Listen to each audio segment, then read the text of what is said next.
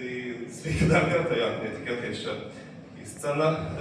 Žodžiu, vienai man yra labai didelė jėga, aš esu čia jau daugiau negu 6 metus, 7 pusėjo.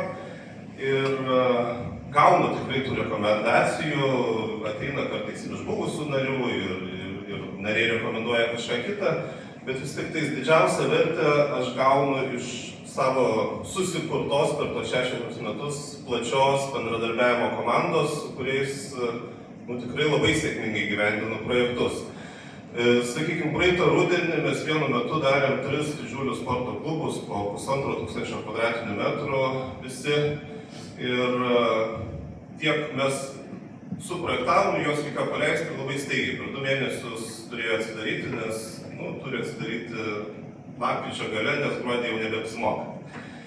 Tai mano visa šita didelė komanda tikrai smarkiai prisidėjo nuo, kaip minėjau, sugriovimo visko iki pilno atstatymo, iki baldų, ledų ir taip toliau. Tai didelė sėkmė yra vienai būti, nes suburi narius, kuriais gali pasitikėti.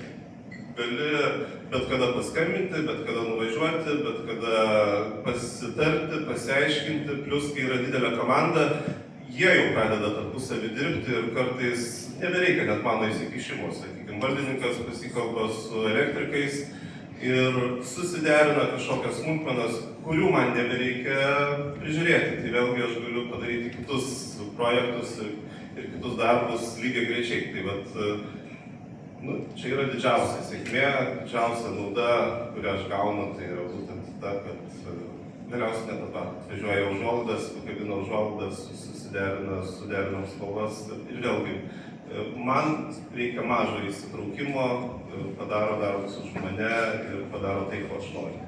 Tai labai ačiū visiems ir tikrai raginu turėti tas savo bendradarbiavimo komandas, kartais jos neegzistuoja tokios oficialios, bet reikia turėti tas savo vidinės, savo susikurtas, su kuriom tikrai sėkmingai gyvendinsit bet kokius projektus.